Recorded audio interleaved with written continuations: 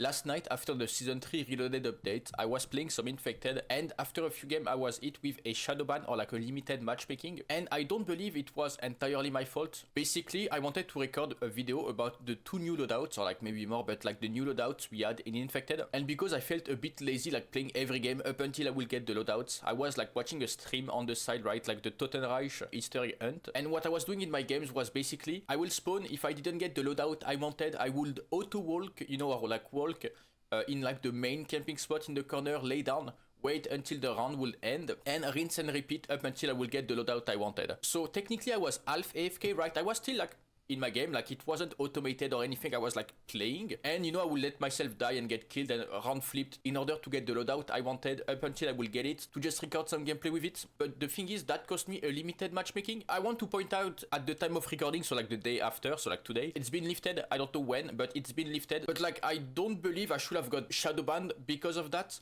Like, don't get me wrong, I've been like complaining for years about like people AFKing in Infected, going into the game, macroing in order to, you know, repeat the same movement to be fully AFK. I've been complaining about that, but I believe me being AFK as a survivor does not grant a ban or like a shadow ban, because you have a ton of players that do play the game, and the thing they do is that they spawn, they go in their favorite camping spot or like the main camping spot of the map, they lay down and they wait up until the infected rushes them, and then they either die or get a few kills.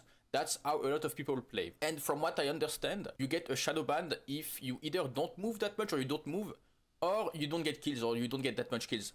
Thing is, in Infected, that's something that can happen to like a player actually playing the game. As I said, like a lot of players, they do like to spawn, camp, right, which is fair, wait until they get, you know, a few kills. Sometimes they don't get that much kills. I have so many games where after like 2 rounds, maybe 3, right, if the game goes up to 3 rounds, you have players with like 3, 4 kills, right, like 2, like a few kills. So like, does that mean they are going to get shadowbanned because of that? I've seen a lot of players say that it was maybe because of freerun and the fact that you will get 0 kills, and maybe the fact that you will get like 10k XP and 0 kills. But I didn't get the shadowban when I played that, which was the first thing I did upon like doing the update. So yeah, I do believe that I did get the ban for being like, again, half AFK in my lobbies, but I feel like that's maybe like a fair system for like ranked, you know, like game modes like that. And I don't believe it should be the same strictness for Infected. Infected is also very known for like people trying to hide and seek and hide. So like, what does that mean? Does that mean you cannot hide in Infected anymore without getting a shadow ban or like a limited matchmaking? It's not something that you can do that much technically in BO7 with like the NPC zombies, but you should still be free to be able to hide in Infected, right? As well, the game mode doesn't revolve around you being active with your team. You can play solo and, you know, play for yourself, and it should work. The only time I would say like someone is annoying for being AFK is when you get first infected. I think BO7 already have like a sort of like band-aid fix or like system in order to like shorten a round if someone is AFK. I'm not sure entirely how it works, but I think if there's like one infected for like a minute after X amount of time in the round ends automatically, right? Doesn't end with time, it ends like before. But will you look at that? I made sure that if I was the first in my games that I played, I will make sure that there will be like a few infecteds with me, so the game will continue and progress, and not me ruining the game or the round for anyone else, as I was like, again, not playing the fullest or like, you know, being super active. But again, the main thing I'm scared about is if people are going to get like mass shadow banned because of like their playstyle, or like the fact that they're not the greatest at the game. Like if you watch a lot of infected lobbies, you always have a lot of people, as I said, camping a corner, not getting that much kills. So again, does that mean they're going to get shadow banned? It's already kind of hard to find lobbies in BO7 infected. Maybe there's not enough players playing the mod at all times, but I know I already struggle to find lobbies sometimes, and it's like kind of annoying, I'd say, to like have to wait a certain amount of time to find lobbies in the evening, right? I'm forced to get into US lobbies, like the game puts me into US lobbies because we don't even have enough European lobby. Most of the time when I'm trying to find a game, it's like always the same lobby. I don't know if it's ping related, as it's like the closest with the best ping as I can, but I feel like I always see the same names, and there's like maybe 1 or 2 active lobbies. Like if you go into a lobby and you leave it and you try to requeue, you won't find a new lobby. I think you have to wait until the people that are playing like that certain lobby finish their game, so you can try to connect to this lobby. So yeah, like if it's already hard to find games, and on top of that you get like a limited matchmaking, you cannot play infected. It's legit impossible to play. So again, I feel like this video is mainly to say that this system of like AFKing or like, you know, boosting or XP farming is not good for infected, as in the mod you can get like a ton of XP, right? If you survive until the end, like if you are the last survivor, you can get 0 kills.